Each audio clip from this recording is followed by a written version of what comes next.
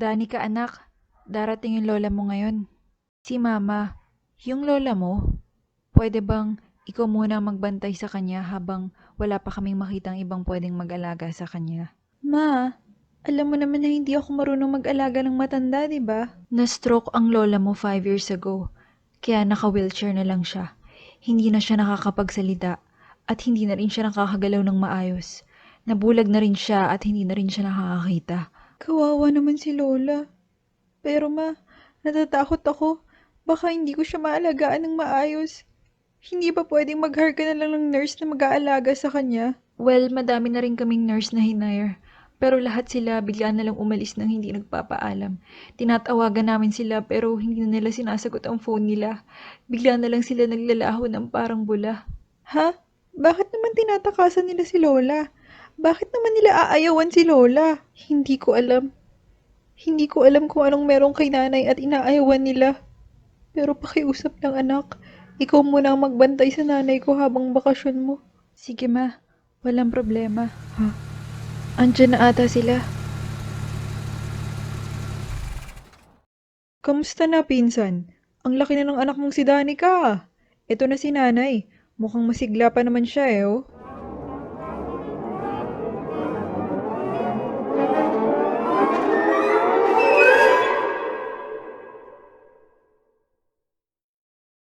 Eto, busy pa rin ako sa work ko. Oo, etong si Danica, gagraduate na yan ng college next year eh. Sige, kami nang bahala kay nanay.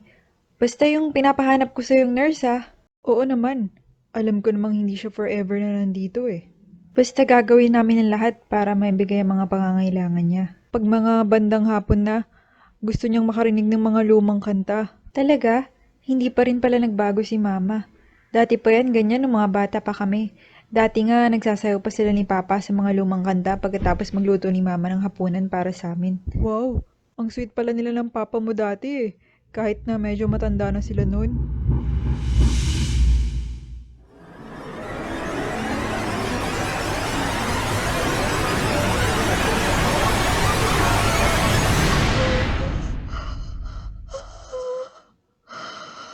Ma, si Lola! Tumingin siya sa akin at ngumiti pa siya. Ha? Hindi naman Ano ka ba, Danica? Paano naman ngingiti yung lola mo eh? Na-stroke na nga siya, di ba? Nahihirapan na nga siya igalaw ng maayos ang bibig niya.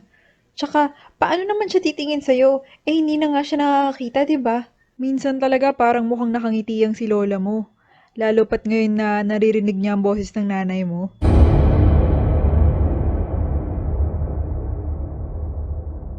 Dito matutulog ang lola mo sa kwartong to. Nailista mo naman na lahat ng dapat mong gawin para maalagaan siya ng maayos, di ba? Tara na, ihiga na natin siya sa kama.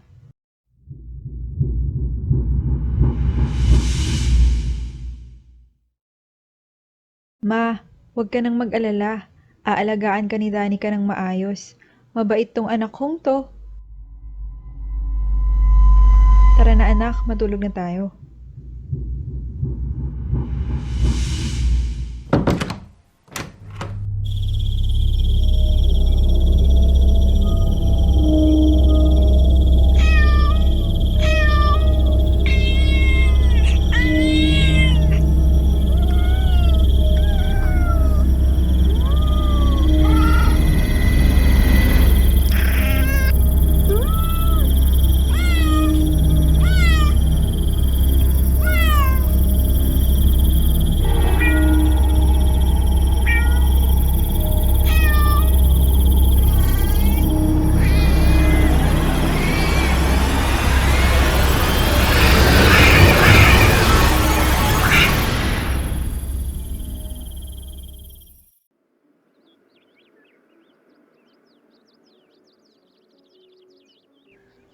Oh anak, papasok na ako Ikaw nang bahala sa lola mo.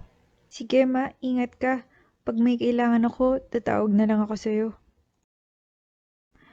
Ay, anong oras kaya darating si mama? Makapagluto nga muna.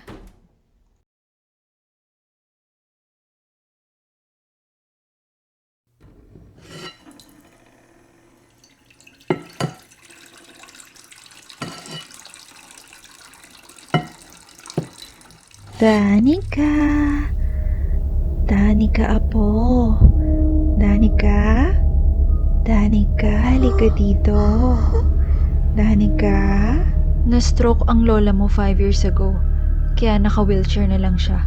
Hindi na siya nakakapagsalita at hindi na rin siya nakakagalaw ng maayos. Danica, halika dito. Alam kong wala ang nanay mo ngayon, kaya tayong dalawa lang ang naiiwan sa bahay.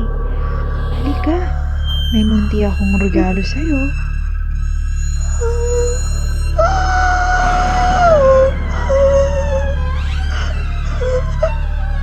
Halika, bilisan mo. O gusto mo ako bang lumapit dyan, ha? Danica, gusto mo ba ng mga mata? Mga mata ng mga nurse na nag-alaga sa akin dati.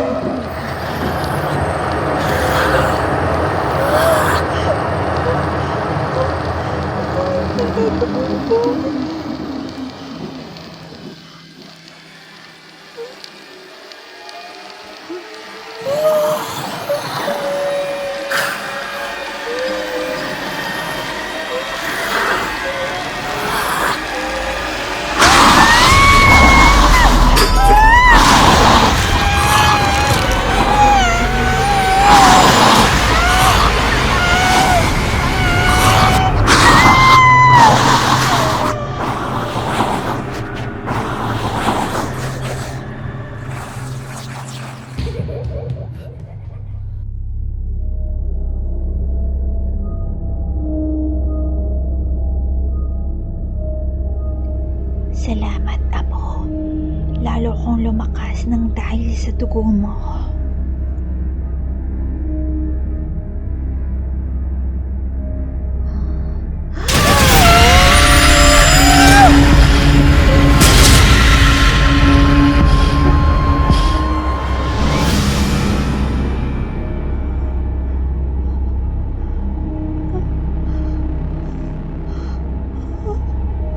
Anak?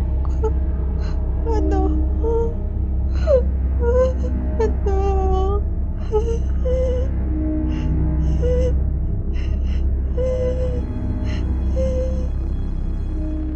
Dok, kamusta na po yung anak ko? Okay na po ba siya? Okay na ang anak mo. Maraming nawalang dugo sa kanya pero buti na lang at may nahanap kami mga blood donors para palitan ang mga nawalang dugo niya. Gising na siya ngayon. Maaari mo na siyang kausapin. Sige po, Dok. Salamat. Pupuntahan ko na po siya ngayon.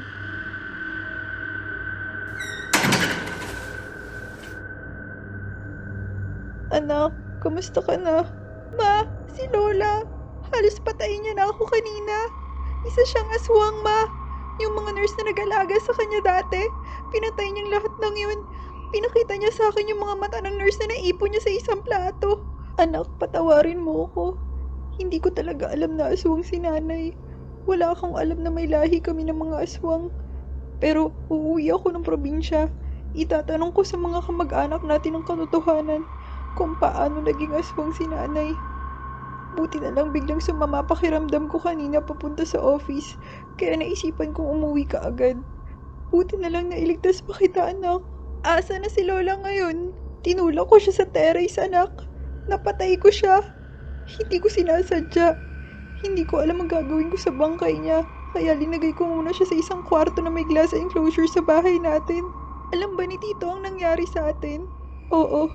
Sinabi ko sa kanya ang lahat. Nung una, hindi siya makapaniwala.